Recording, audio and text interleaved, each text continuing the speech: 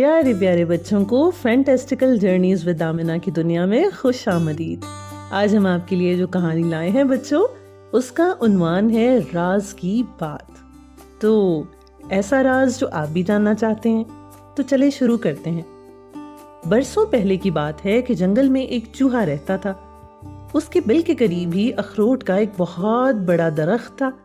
جب اخروٹ پکتے تو چوہا بہت خوش ہوتا، کیونکہ ہوا سے کچھ پکے ہوئے اخروٹ چوہے کے بل کے قریب آ گرتے اور وہ مزے سے ان اخروٹوں کو کترتا اور گری نکال کر کھا جاتا۔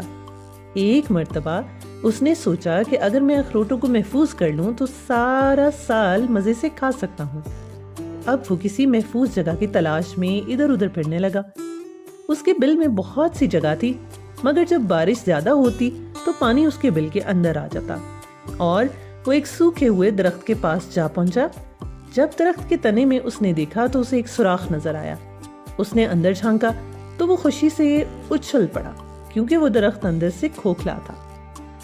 اب کیا تھا بچوں، چوہے نے یہ سوچا کہ اخروٹ ذخیرہ کرنے کے لیے یہ ایک محفوظ ترین مقام ہے۔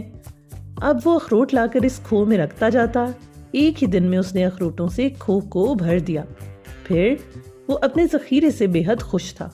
وہ ہر روز وہاں جاتا اور ایک آدھی گری کو کھاتا۔ چوہا اپنے خزانے سے مطمئن تھا اور اسے اب سردیوں کے موسم کی کوئی فکر نہ تھی۔ ایک دن وہ اپنے بل کے باہر بیٹھا ہوا تھا کہ اسے ایک گلہری نظر آئی۔ چوہے نے گلہری کو بلایا اور اسے بتایا کہ میں نے درخت کی کھو میں اخروٹوں کا ایک ذخیرہ چھپایا ہوا ہے، مگر یہ راز کی بات ہے اور میں صرف تم کو بتا رہا ہوں۔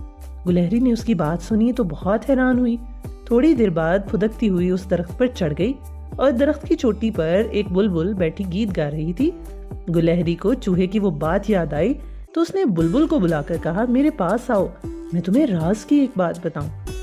بلبل اڑ کر گلہری کے پاس آ کر شاخ پر بیٹھ گئی۔ اب گلہری نے ساری بات اسے بھی بتا دی اور یہ بھی کہا کہ یہ ایک راز کی بات ہے، مگر میں صرف تمہیں بتا رہی ہوں۔ جب بلبل نے سنا تو بہت حیران ہوئی، مگر وہ دوبارہ گیت گانے لگی۔ پھر وہ اڑتی ہوئی ایک کھیت کے اوپر سے گزری۔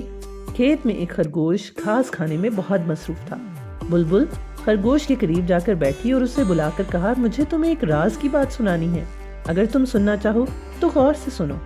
اب کیا تھا بچوں، خرگوش اچھل کر بلبل کے پاس پہنچ گیا۔ بلبل نے بڑی رازداری سے خرگوش کو بتایا، کسی نے کھو والے درخت کے تنے میں اخروٹ ذخیرہ کیے ہوئے ہیں۔ یہ راز کی بات ہے، لیکن صرف تمہیں بتا رہی ہوں۔ خرگوش نے حیرانی سے اپنے بڑے کانوں کو دائیں بائیں گھمایا اور گھاس کھانے لگا۔ جب اس کا پیٹ بھر گیا تو اچھلتا کودتا وہ اپنے گھر کی طرف روانہ ہو گیا اور راستے میں ایک خار پشت سیب ملا اس کو۔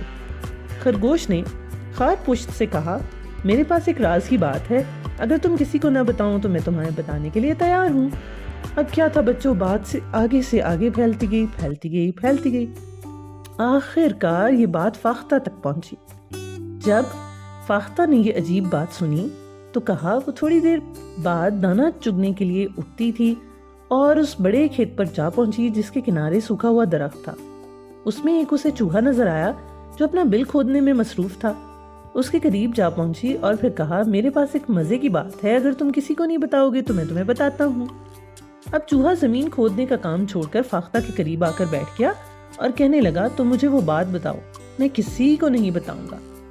تو بچوں، فاختہ نے سوکھے ہوئے درخت کی طرف اشارہ کیا اور اس کے کھوکھلے تنے میں اخروٹ چھپا کر رکھنے والی بات کا ذکر کیا۔